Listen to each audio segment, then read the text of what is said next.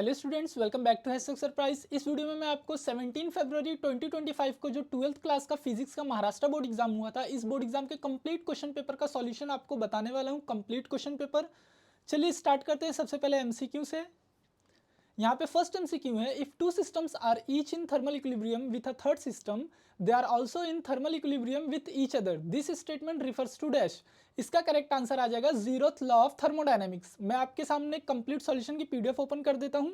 देखिए ये है कंप्लीट सॉल्यूशन की पीडीएफ, जिसके अंदर फर्स्ट एमसीक्यू का करेक्ट आंसर है जीरोथ लॉ ऑफ थर्मोडायनेमिक्स। इसी तरह से सेकंड एमसीक्यू का करेक्ट आंसर आएगा option D energy. Third MCQ का करेक्ट आंसर आ जाएगा option C glass. Fourth MCQ का करेक्ट आंसर आ जाएगा option C 1/r। Fifth MCQ का करेक्ट आंसर है ऑप्शन डी। सिक्स एमसीक्यू का करेक्ट आंसर है option B electron. Seventh MCQ का करेक्ट आंसर है option B and gate. Eighth MCQ का करेक्ट आंसर है ऑप्शन डी 4 पाई वॉट। यह answer कैसे आया, इसका कंप्लीट एक्सप्लेनेशन भी यहाँ पर पीडीएफ में लिखा हुआ है। ये एक्सप्लेनेशन आपकी बेटर अंडरस्टैंडिंग के लिए लिखा है, एग्जाम में एमसीक्यू के लिए कोई एक्सप्लेनेशन नहीं लिखना होता है। ओके, नाइन्थ एमसीक्यू, इसका करेक्ट आंसर आ जाएगा option A 0.5 metre. Tenth MCQ, इसका करेक्ट आंसर आ जाएगा ऑप्शन डी 4000। उसी तरह से क्वेश्चन नंबर 2, यहाँ पर फर्स्ट क्वेश्चन है, at what temperature the surface tension of a liquid become zero. इसका करेक्ट आंसर आ जाएगा क्रिटिकल टेम्परेचर। सेकंड क्वेश्चन था, आपको सेल्फ इंडक्टेंस का डेफिनेशन लिखना था, तो देखिए ये सेल्फ इंडक्टेंस का डेफिनेशन है। थर्ड क्वेश्चन, यहाँ पे आपको बताना था what is the work done by an external uniform magnetic field perpendicular to the velocity of a moving charge. इसका आंसर होता है जीरो। उसके बाद fourth question, what do you mean by thermodynamic system, तो देखिए ये उसका मीनिंग यहाँ पर लिखा हुआ है। Fifth question, what is the value called when h equal to 0 is in the hysteresis loop of B? So इसका आंसर आ जाएगा रेमनेंस। सिक्स क्वेश्चन, यहाँ पे आपको सिर्फ फॉर्मूला लिखना था एंगल ऑफ बैंकिंग का, तो देखिए ये फॉर्मूला है tan इनवर्स v²/rg। उसके बाद सेवंथ क्वेश्चन, यहाँ पर ये एक न्यूमेरिकल है जिसके अंदर आपको कैलकुलेट करना था इलेक्ट्रिक फील्ड इंटेंसिटी। इसका करेक्ट आंसर आ जाएगा 5 × 10⁵ न्यूटन पर कूलम। एट्थ क्वेश्चन, यहाँ पर देखिए आपको कैलकुलेट करना था काइनेटिक एनर्जी। इसका आंसर आ जाएगा 151.95 जूल। अब उसके बाद सेक्शन बी, यहाँ पर फर्स्ट क्वेश्चन है, एक्सप्लेन हार्मोनिक्स एंड ओवरटोन्स, तो देखिए ये उसका एक्सप्लेनेशन है। उसके बाद fourth question, using Newton's law of viscosity for streamline flow derive an expression for coefficient of viscosity. Coefficient of viscosity का आपको डेरिवेशन लिखना था, तो देखिए ये उसका डेरिवेशन है, ये उसका फाइनल एक्सप्रेशन है। क्वेश्चन नंबर 5, यहाँ पर आपको सबसे पहले लिखना था formula for magnetic induction produce by a current in circular arc of a wire, so ये उसका आंसर है। एंड देन उसके बाद आपको फाइंड करना था magnetic induction at the centre of current carrying circular loop, तो देखिए ये उसका आंसर है। क्वेश्चन नंबर 6, यहाँ पे आपको सबसे पहले स्टेट करना था law of conservation of angular momentum, and then आपको प्रूफ भी करना था, तो देखिए ये इसका स्टेटमेंट है एंड देन ये इसका कंप्लीट प्रूफ। आप स्क्रीन पे देख रहे हो, ये इसका कंप्लीट प्रूफ है। Question number 7, state any 4 advantages of light emitting diode, तो देखिए ये इसका कंप्लीट एडवांटेज है, 4 एडवांटेज। क्वेश्चन नंबर 8, ये एक न्यूमेरिकल है जहां पे आपको कैलकुलेट करना था एनर्जी रेडिएटेड, सो इसका आंसर आ जाएगा 1741.82 जूल। क्वेश्चन नंबर 9, यहां पर आपको कैलकुलेट करना था म्यूचुअल इंडक्टेंस, इसका आंसर आ जाएगा 45 मिली हेनरी। क्वेश्चन नंबर 10, यहां पर आपको कैलकुलेट करना था फेज डिफरेंस, इसका आंसर आ जाएगा 53.13 डिग्री। उसके बाद क्वेश्चन नंबर 11, जहां पे आपको लिखना था एडवांटेजेस ऑफ पोटेंशियोमीटर और वोल्ट मीटर, तो देखिए ये एडवांटेजेस हैं। क्वेश्चन नंबर 12, यहाँ पे आपको सर्किट डायग्राम बनाना था फुल वेव रेक्टिफायर का, ये उसका सर्किट डायग्राम है। क्वेश्चन नंबर 13, यहाँ पर आपको बताना था फोर्स कांस्टेंट, तो फोर्स कांस्टेंट का वैल्यू आएगा 10 न्यूटन पर मीटर, एंड देन आपको बताना था period of SHM, so period of SHM आएगा 1.78 सेकेंड।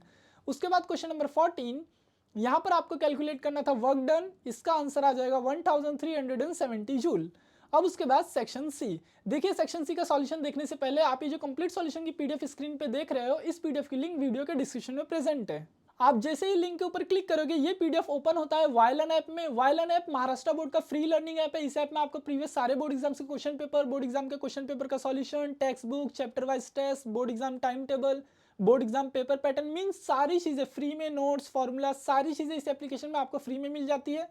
तो जो सॉल्यूशन की पीडीएफ मैं आपको इस वीडियो में दिखा रहा हूं, उसकी लिंक वीडियो के डिस्क्रिप्शन में प्रेजेंट है। आप जैसे ही लिंक पर क्लिक करोगे, वो पीडीएफ ओपन होता है वायलन ऐप में, जो कि महाराष्ट्र बोर्ड का फ्री लर्निंग ऐप है। आप इसे प्ले स्टोर, अगर आप एंड्रॉइड यूजर हो तो आप प्ले स्टोर पर सर्च कर सकते हो, अगर आप iOS यूजर हो तो ये ऐप स्टोर पर भी अवेलेबल है, सो आप अपने आईफोन में भी इसे यूज कर सकते हो। अब उसके बाद सेक्शन सी, यहाँ पर क्वेश्चन नंबर 15 है, obtain N expression for the period of a bar magnet vibrating in a uniform magnetic field performing SHM. तो देखिए ये इसका कंप्लीट डेरिवेशन है और ये इसका फाइनल एक्सप्रेशन। क्वेश्चन नंबर 16, यहाँ पे आपको डिफाइन करना था mechanical equilibrium, chemical equilibrium and thermal equilibrium. तो देखिए ये तीनों का डेफिनेशन लिखा हुआ है। Question number 17, what is Brewster's law, derive the formula for Brewster's angle. So देखिए ये ब्रिस्टल लॉ का लाइक स्टेटमेंट है एंड देन ये इसका कंप्लीट डेरिवेशन, ब्रिस्टल एंगल का फाइनल ये फॉर्मूला आ गया। उसके बाद question number 18, derive an expression for law of radioactive DK, define one becquerel. तो देखिए सबसे पहले ये डेरिवेशन है पूरा, ये इसका फाइनल एक्सप्रेशन है एंड देन जो आपको वन बेक्वेरल डिफाइन करना था ये उसका डेफिनेशन है वन बेक्वेरल का। उसके बाद question number 19, state and proof Kirchhoff's law of heat radiation. तो देखिए सबसे पहले ये इसका स्टेटमेंट एंड देन इसका कंप्लीट प्रूफ यहाँ से, और ये इसका फाइनल आंसर है। Question number 20, obtain N expression for practical determination of and correction for a pipe open at both ends and for a pipe close eight one and. तो देखिए सबसे पहले फर्स्ट का आंसर यहाँ से स्टार्ट होता है एंड देन ये फर्स्ट का फाइनल एक्सप्रेशन है एंड देन उसके बाद फिर सेकंड क्वेश्चन जो इसके अंदर था उसका आंसर यहाँ से स्टार्ट होता है और ये सेकंड का कंप्लीट फाइनल आंसर है। अब उसके बाद क्वेश्चन नंबर 21, सो देखिए ये इसका कंप्लीट डेरिवेशन है, ये इसका फाइनल एक्सप्रेशन है।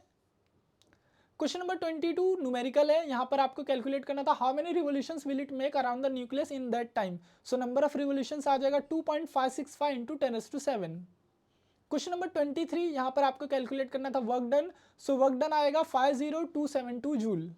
क्वेश्चन नंबर 24, यहाँ पर टोटल दो क्वेश्चन है इस न्यूमेरिकल में, सो फर्स्ट क्वेश्चन का आंसर आ जाएगा 0.2 ओम एंड सेकंड क्वेश्चन का आंसर आ जाएगा 4950 ओम।